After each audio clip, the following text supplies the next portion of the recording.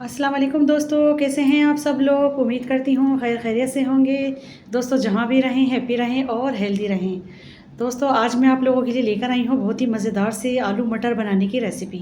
क्योंकि आपको पता है जब सर्दी आ जाती है तो आलू और मटर का जो फ्लेवर होता है ना, वो बड़ा ही कमाल का लगता है और इतना ज़बरदस्त कॉम्बो बनता है ना इन दोनों चीज़ों का।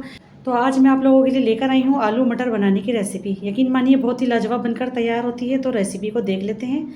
रेसिपी पसंद आए तो प्लीज़ एक लाइक दीजिएगा।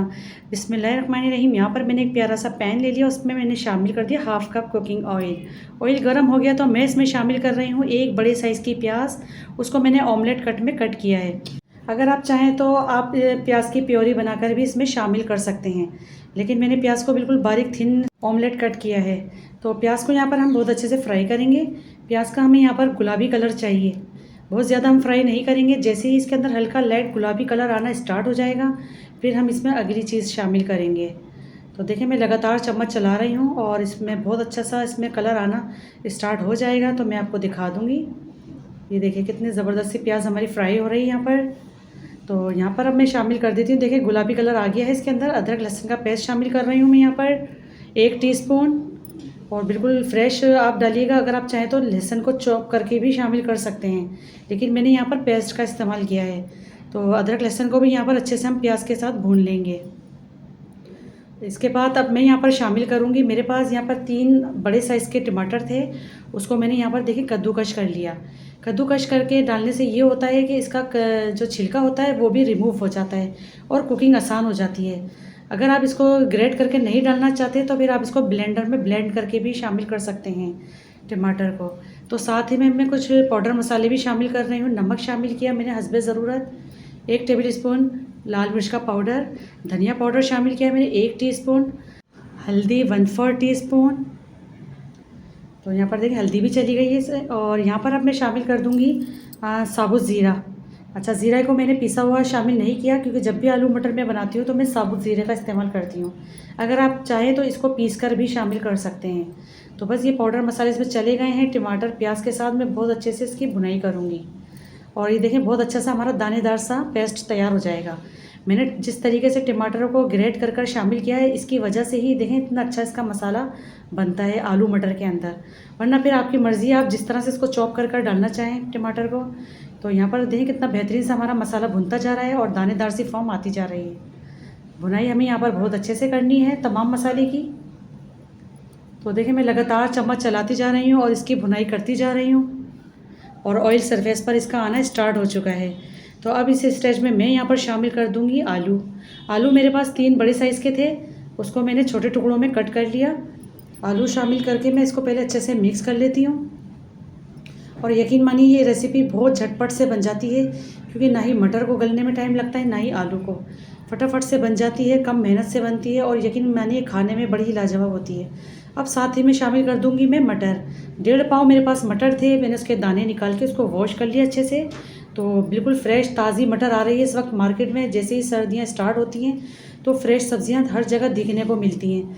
तो इस तरीके से जब भी फ्रेश सब्जियां यकीन मानिए आती हैं तो ज़रूर बनाया करें। इसका फ्लेवर ही अलग किस्म का होता है, तो ज़रूर लेकर आए और सब्जियां इस तरह से बनाएं। और तो देखें यहाँ पर मैंने बहुत अच्छे से इसको मिक्स कर लिया था। अब मैंने थोड़ा पानी शामिल कर दिया इसके अंदर ताकि अच्छे से तमाम चीज़ें हमारी मिक्स हो जाएँ, आलू और मटर के साथ एक जान हो जाएँ। तो बस यहाँ पर देखें मैंने बहुत अच्छे से मिक्सिंग कर दी है। अब मैं यहाँ पर पानी शामिल करूँगी। मुझे पानी इतना डालना है कि आलू और मटर हमारे अच्छे से यहाँ पर गल जाएं, लेकिन हम बहुत ज़्यादा पानी नहीं डालेंगे। मुश्किल से मैंने यहाँ पर 1 कप पानी शामिल किया है। इसको अब मैं लीड लगा दूँगी, 10 मिनट तक मैं इसको पकने रख दूँगी हल्की धीमी आँच पे, ताकि जो हमारे मटर और आलू अच्छे से सॉफ्ट हो जाएँ। तो चलिए देख लेते हैं, 10 मिनट हो गए इसको कुक होते हुए।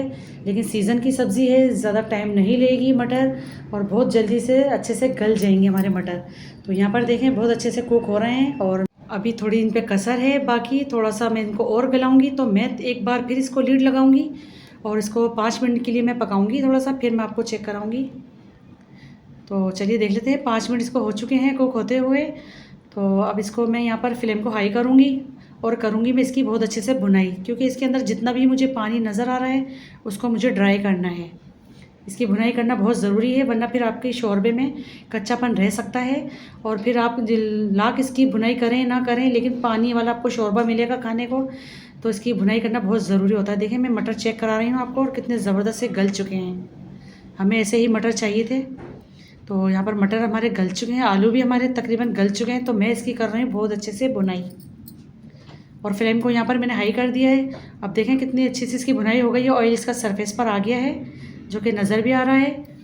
तो यहाँ पर भुनाई करना इसकी बहुत ज़रूरी है। तो देखें किनारों में इसका ऑयल आना स्टार्ट हो चुका है।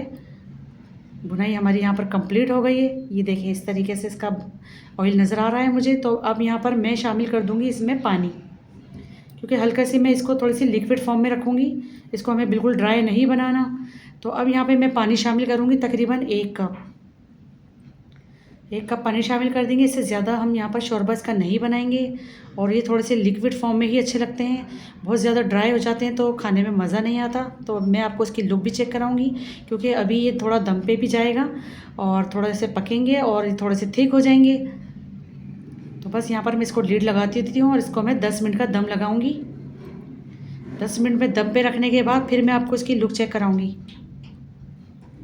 तो चलिए देख लेते हैं। माशाल्लाह से 10 मिनट इसको हो चुके हैं, और धीमी धीमी आंच में देखें ये पक रहे हैं, और इसका ऑयल भी देखें कितना सेपरेट हो चुका है। माशाल्लाह से बहुत अच्छे से हमारे आलू मटर ये बनकर तैयार हो गए हैं। और आप इसकी थिकनेस चेक कर सकते हैं। इतने ही मुझे थिकनेस चाहिए थी इसकी, वरना फिर आप देख लें आपको कितना लिक्विड रखना है। अब यहाँ पर मैं खूब सारा हरा धनिया शामिल कर दूँगी। 3 से 4 हरी मिर्चें कट लगा के मैंने शामिल कर दिया, और इसमें शामिल किया है मैंने हाफ़ टी स्पून गरम मसाला पाउडर। गरम मसाला पाउडर डालने से यकीन मानिए बहुत ज़बरदस्त इसका फ्लेवर बनकर निकलता है। तो अब इसको मैं मिक्स कर लेती हूँ इन सब चीज़ों को। तो लीजिए जनाब, बहुत ही मज़ेदार से देखें हमारे आलू मटर ये बनकर तैयार हो गए हैं, और इतने बेहतरीन खुशबू के साथ ये बने, इतने झटपट से बने। तो आप सबसे पहले इसकी लुक चेक करें। इतनी बेहतरीन लुक के साथ देखें ये बनकर तैयार हुए हैं। तो मैं आपको इसकी लुक चेक करा रही हूँ। ये देखें इतने वीआईपी लग रहे हैं, और देखते ही दिल ललचा रहा है और मुंह में पानी आ रहा है। बस इसके साथ आप गरम गरम पराठे बना लें या चपातियाँ बना लें, और यकीन मानिए उबले हुए राइस के साथ भी बड़े ही यम्मी लगते हैं ये खाने में। तो आई होप आपको आज की मेरी ये रेसिपी ज़रूर पसंद आई होगी। रेसिपी अच्छी लगी है तो प्लीज़ लाइक कर दीजिए, शेयर कर दीजिए। चैनल पर नए हैं तो चैनल को भी सब्सक्राइब करिए। मिलती हूँ इंशाअल्लाह ताला एक और वीडियो में। अल्लाह हाफिज़।